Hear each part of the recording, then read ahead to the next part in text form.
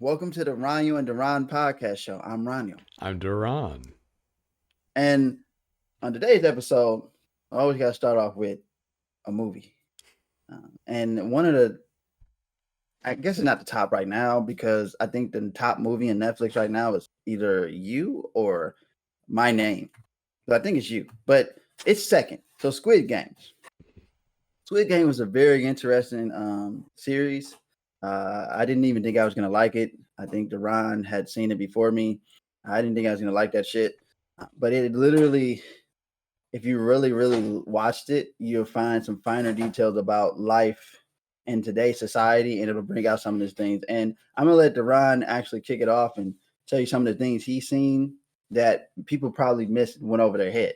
So we're going to definitely give a review on what we thought about the show, but as well about some of the things you guys might have missed, and also in the Loki series. So I absolutely loved the show. Again, I lived actually in that region for a number of years and learned a lot of things while I was over there.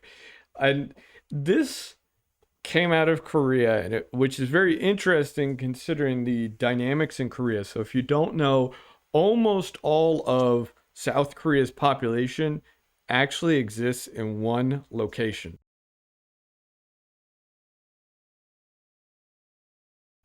This, by the way, is one of the main reasons why they have not wanted to go back to war with North Korea, because unsurprisingly, North Korea has all their weapons pointed at Seoul, and there's no reason to destroy all the country. You just have to hit Seoul to kill most of the population.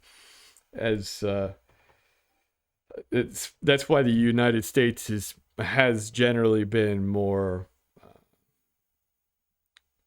more jingoist when it comes to the whole North Korea South Korea thing than South Korea has. But to me, the entire show is an interesting indictment on society. And I was told by one of my kids that Ben Shapiro said he hated it because it was an attack on capitalism.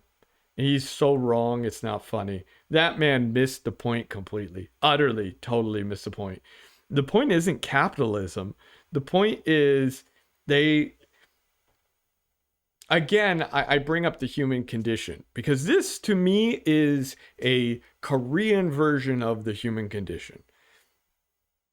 In all of it is, you see people who are a husband and wife couple in the Squid Games. You see people who are in extreme poverty in the Squid Games. You see people with terminal illness. And spoiler alert, I'm going to tell you right now, we're going to have spoilers. There's no way to avoid it. If you haven't seen it, I would recommend stopping, watching, and then maybe coming back to this. But they had a piece, for example, where they have the old man who, it turns out, has been betting on these games for years, and he goes off and he states unequivocally it's akin to betting on horses. Well, it wasn't about capitalism, it wasn't about income disparities, wealth disparities, any of that kind of stuff. That is present, but it's really about humans, the way humans go. So we see, for example, the husband and wife. So do you honestly think the husband and wife were in it because the creator of the Squid Games hates capitalism, and that's why in the end one of the two dies, right? Mm-hmm. You have a North Korean defector who's trying to get money to pull her brother out of the what is effectively an orphanage, to get her mother back, get her across the border. So she's going to pay the Korean equivalent of a coyote to get the mother across. And then you have another girl whose father was a priest and we mentioned last time the Christianity that was exported to Korea is nutty. And the same is true with the Christianity exported to Central and South America as well as Africa. and Japan and China. It is one of the most extreme versions of Christianity, to the point where I think most Christians in the United States and certainly in Europe would look at it and go, that's not Christianity. I don't know what these people believe in, but it's not Christianity. So anyway, this girl saw her preacher father abuse the mother and then sexually abuse her. And you see a gentleman actually in the games who is very religious Christian, very devout Christian, and he's justifying his actions using his religion.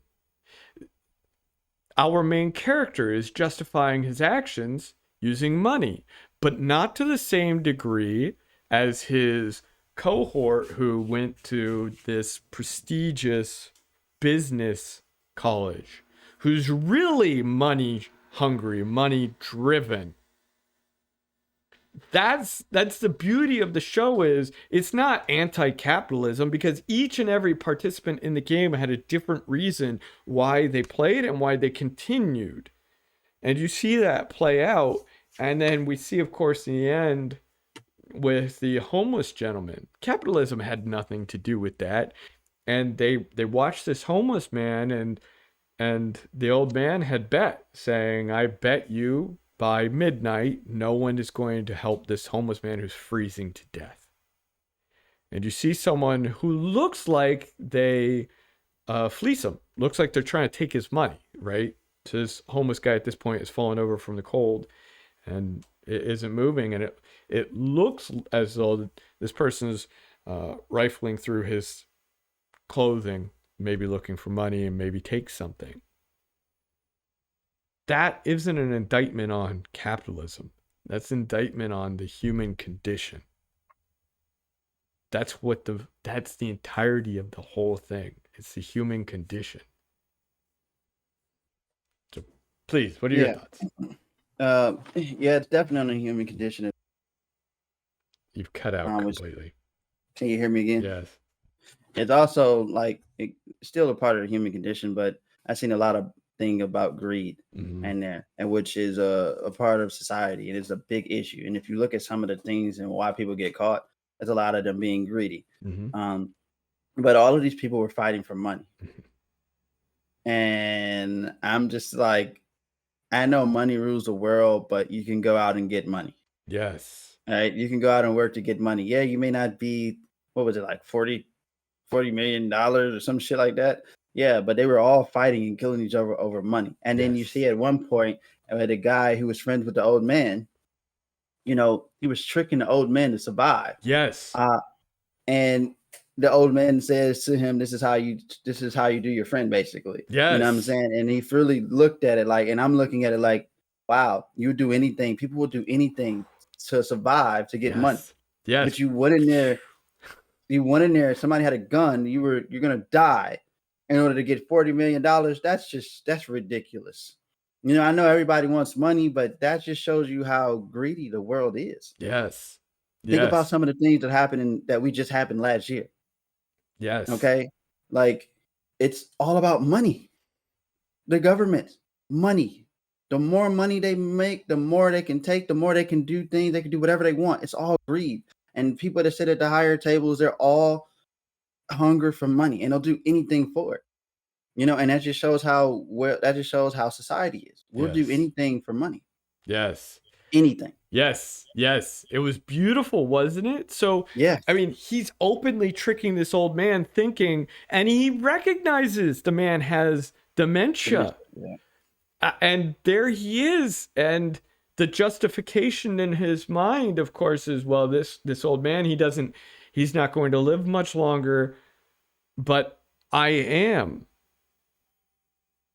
But you should have thought about that when you going in there. Right. The old man, his point of going in there was because he was going to die anyway.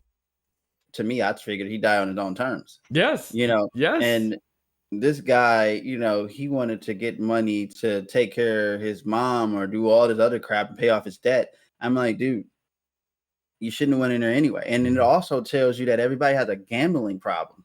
Yes. Like these people gamble with their life, and there's so much in society we gamble on everything. Yes. You know, that's and right. it was just you see, and then if you really look at it, look at all of those people that were sitting in there. That is how everybody that's wealthy, they look at the middle class or the poor class. People that are sitting up there at the top, they're just looking at it. We can give them anything. They can do whatever they want. We're going to see it. That's how the world is today. We're fighting, killing each other, robbing each other just for money, a piece of paper. Yes. You know, some material thing. Yes, that's exactly right. Well, and the truth is, if you take money out of the equation, it would still be over food. It would still be over something. Yes, it's something. The niceties of life, and it is the human condition. Period. And at the end of the day, when he gets all that money, did the money make him happy?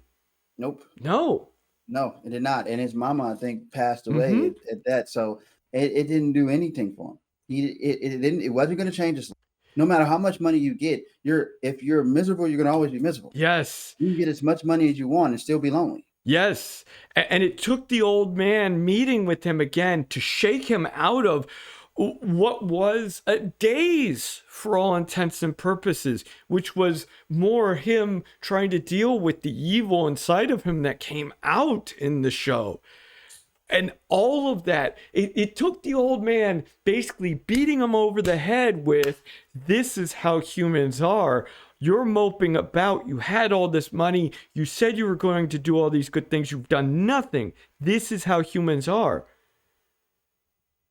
The man's living in the world is a haze to him. It is insanely powerful. That movie's something. And if you haven't seen The Human Condition, you should. It's hard to get a hold of, but it's like 9.5 hours because it's 3 different movies, but it's all one series. But it's similarly phenomenal. The indictment on society. In The Human Condition, you have a gentleman who starts out being a saint. This is Japan. They've taken over China, and he's saying, we should treat all people the same. We should do this. We should do that. And in the end, he turns into one of them. It's crushing. It's absolutely crushing. I'm excited. I'd like to see what season 2 holds. But I did go through, and like I was talking to my family, I said, it's going to be hard, I think, for them to top that in a meaningful way. But I'm hopeful. I hope that they can. It was gorgeous. I don't want it to turn into Walking Dead. Yeah. The Walking Dead started off really powerful and it was really good. Started watered down. And then something that I think people need to learn, even though if you're going to kill off the character, you might as well do it sooner than later. Yeah. Because if you wait to episode after people build that relationship with that character and then you kill them off, then you kind of create like a dead end for the series. Yeah. And that's kind of what I noticed. So I'm hoping that they can do a really, really good series for the next one. And if not, switch up the people. I would like to see not only be from Korea, switch it up to some other race or something, Yes. So you can see the difference and compare. Well, and to that point, you'll notice they mentioned that they had done prior versions of the game elsewhere, and this was one of the first times that they'd done it in Korea. And they were saying, oh, well, this has gone so well. And an interesting aspect to the whole show is how you have these kids' games that are seemingly benign, but they're able to turn them into violent affairs, every one of them. Oh, yeah, it was insane. I was like, wow, this came really violent. I think I think they all were bad, but I think the one that I did not like that was worse is the glass part. Yeah. That was it, just to see people crushing each other and fight. Oh man, that was terrible. But unfortunately, that's how it would be. That is that's how it would be. Mm-hmm. That is it. Like I said, I mean, it is a human condition. For a fact. So you saw these different personalities. For a fact you'd have these personalities who would push someone onto the glass to test it out. Guaranteed. People would refuse to go. Let's think about this. When I think of Squid Game, I think about that dumbass crate challenge. Mm. Like I was like, did they come up with this because I mean, anything, the dumbest shit for anything, for some money, some to be the one to win. People were getting hurt, breaking their necks and backs and shit. Like people Yes. pushing them on the crates and kicking them off the crate. Like that Yes. is exactly how this reminded me of, and it was just terrifying because I understand that everybody was trying to survive, but again, like you said, it's a human condition, and it's just what we are going through in today's society right Yes. now. People are Yes. doing the same shit. They're killing their brothers, their Yes. sisters, just for some money or food or a car. Yes. It's all materialistic. Yes, that's exactly right. That's exactly right. I mean, we see, for example, a lot of strife all over the world where they're fighting over water when the truth is what they really need to do is work on a plan to share. But instead, the water flows from one country to the next. So the country that has it flow through first sits there and they're like, well, we need all the water. You don't need all the water. You're blowing all that water. You're a desert country. Why is it, we even see this out west in the United States. Why are we irrigating the desert? Why in the world does California have so many farms in the desert land?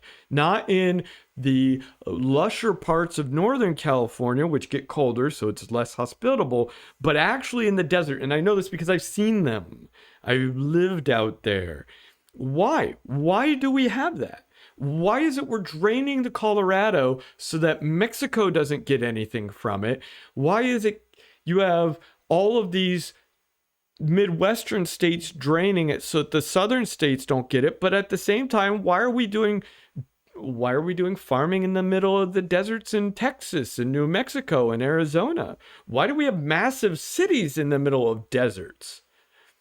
They're not made for it. Why? Yeah. Why are we wasting resources? Back again, they don't really care. Mm-mm. And like I said, the stuff that you were saying, it doesn't matter what it's coming from. Like even Boondocks. I don't know if you watched the Yes. Boondocks. It really had a very interesting look into society, and people did not like it. They criticized it. Squid Game, same thing. They're telling you what's going on, and people are looking at it. They're not really looking deep into what the meaning behind it is. And I think if people start really looking at that, they can start seeing how bad society is. But it's never going to fix. It's never going to change anything. It's going to keep getting worse and worse and worse, and it's never going to stop. Like I said last year with Trump, I don't see how people couldn't see. Like it was like a fucking game there. Putting the world against each other, and people were foolish to think this is the man that should run the country. Right. And he still should be the man after he started it, insurrection. Like, come on. Like, and imagine if nobody did anything about it, how it would be right now. Yes, that would have started civil war. And I don't care what people say. I'm sorry, but it would not have been a pushover. It wouldn't have been quick. It would have been ugly, very ugly. Warfare, modern warfare is horrendous. If you've never seen it, it is terrible. And you should be thankful if you've never seen it. And it's not, as someone who has been deeply affected by actual warfare, I will tell you it's not something I would wish on anyone else. Losing loved ones is not fun. There's nothing pleasant about it. And I don't know why so many people, even today, seem to be so wanton for war, wanting to start a civil war here in the United States and all of this other stuff. Yeah. I get it. We didn't learn from the Civil War with the Gatling gun. We didn't learn from World War I, the supposed war to end all wars. And we clearly didn't learn from World War II, because the United States has actually been at war or fighting in conflicts for almost all but 40 of its years. So you've got roughly 200 and some odd years of warfare, constant perpetual warfare. I don't get it. I don't understand it. Yeah, I don't know, but that just goes back to the human condition, as you said. Like, it's in our nature, and it's never going to change until we decide to change, and it's just going to get worse. I mean, all of these movies are trying to bring out these different views, but they all kind of bring in the same value, and nobody's understanding that. And no matter how much we bring this out and say that, hey, you got see the true meaning behind it, and see how you're demoralizing each other and killing off the race, like the world. Like, Yes. it's insane why everybody's the richest getting richer, we're getting poorer and killing each other and not even seeing that they're Yes. getting wealthy off of all of this shit. Yes. We're getting played. It's Yep. not the wealthy who go and fight wars, but it is the wealthy who push it. And they make money off of these wars. Costs Mhm. money to go to war. Yep. So a lot of people don't see that. But if you haven't seen Squid Games, go check it out. Give us your thoughts and anything you think about it and anything we discussed about Squid Games down in the comment section below. I would also like to pick your brain on Loki. What did you think about Loki? And spoiler alerts if you haven't seen it already. Yes. Squid Games, but you should have already seen it by now. So honestly, I was okay with it. I was liking it. Actually, it was fun and interesting up until the end. The ending reeked of someone who doesn't understand how any of this works. So it goes like this. You have this organization, the TVA, who is pruning the timeline. And in order to do this, they reset timelines when any of the timelines get out of order. And in the end, it turns out this is all being directed by one gentleman who did he say the 36th century or 26th century? I think it was 26. So this guy figures it all out. He figures out how to effectively transcend time, sit outside of that zone, and instead manage time by resetting it, etc., etc. They kill him. Loki kills him, and then the different people that he had met at the TVA are instead clueless as to who he is and all of this other stuff. And I'm left going, and the guy himself was talking about how, well, if you kill me, then you'll have all of these millions and infinite versions of me who will effectively rise up and take it and all this other stuff. And I'm like, no, because you pruned all of those versions of you. If you've already pruned them, how are they coming back? That didn't make sense. If time is still marching forward, then what's happening on to the people you've already pruned? That really killed it for me. That irked me greatly. That vexed me greatly. You know what I thought? It didn't make sense to me either, but I thought that he was tricking, which, in the case, they did get tricked. He wanted him to kill them, but it still didn't make sense. Like, how the heck did he come back? I thought that he was just a story. But if that was really what they were trying to get us to think, it doesn't make sense. And from a scientific standpoint, it doesn't make sense either. And that was the part that really bothered me was I walked away going, I think someone bit off more than they could chew and doesn't really understand this multiverse concept or anything like that, and doesn't understand the way the timeline would work in such a case. So why didn't they have a physicist there? Like, you would think the physicist would be able to, work that out, make sure that it was more realistic. Normally they have that in most of those sets when you're trying to make sure that something makes sense and people don't call you out on it. I wonder if they had one and they didn't listen to him. You see that with the military stuff all the time. For example, you'll have a current active member of the armed forces on the set, and they'll be telling you, oh no, you have to wear the uniform like this, you have to wear it like that. And then instead you'll see completely non-compliant uniforms and people doing wonky stuff because they think it looks cool, or acting certain ways that you'd never get away with because, again, they think it looks cool or they think it looks military when it doesn't. I wonder if they had someone and that person was too starstruck, or that person was ignored, or they didn't have someone, or I don't know. But that kind of, I would have preferred it if they hadn't done that and instead they killed the gentleman and we saw, well, it either end right there for the next season or we start to see maybe foreshadowing as to what they're going to do next, and they did not seem to have any of that.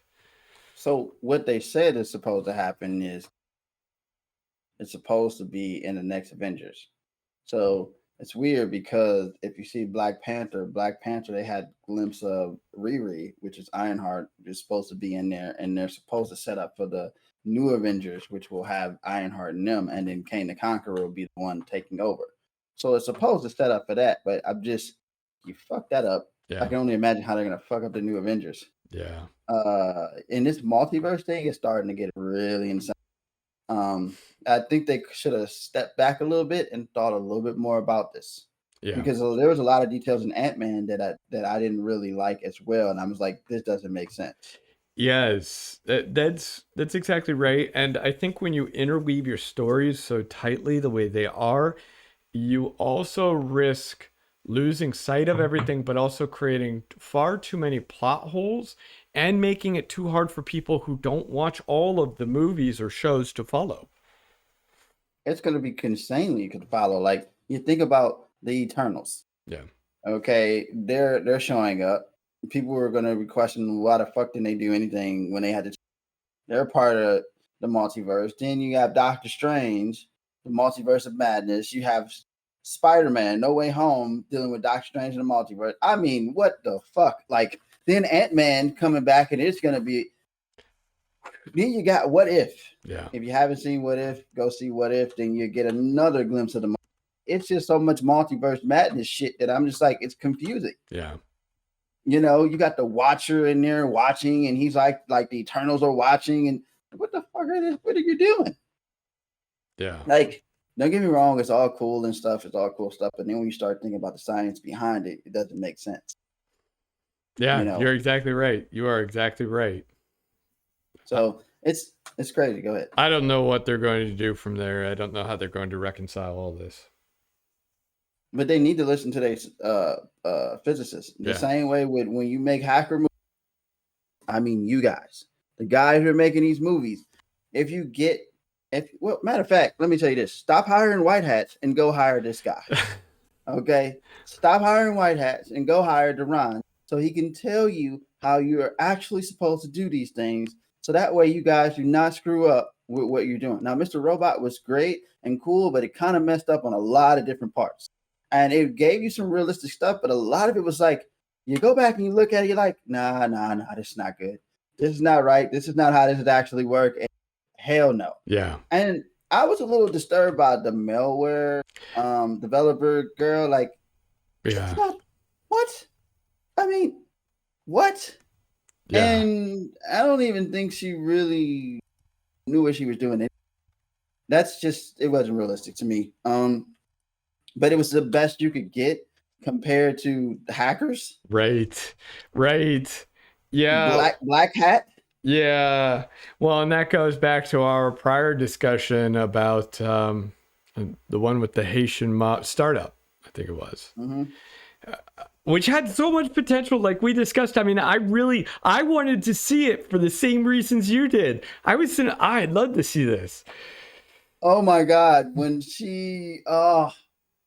I was so pissed off at that scene about shut off everybody's Wi-Fi. Yeah. What the fuck? That's not going to stop anything. Yeah, shutting off every Wi-Fi is going to stop, you idiot. Yeah. No. That was so terrible. That was so horrible. Who told them that's how that works? Please tell me. Who told them that's how that works? Then he'd slapped. It's probably Kevin Mitnick. Woo. Man. Hey, I'm telling you, if you do not want to screw up another hacker movie or show, please go hire DaRon right now. If you have not seen this show, please tell the people who are putting on different shows for a hacker movie, anything that's coming up, you need to go hire this man because he can tell you how to do it the right way.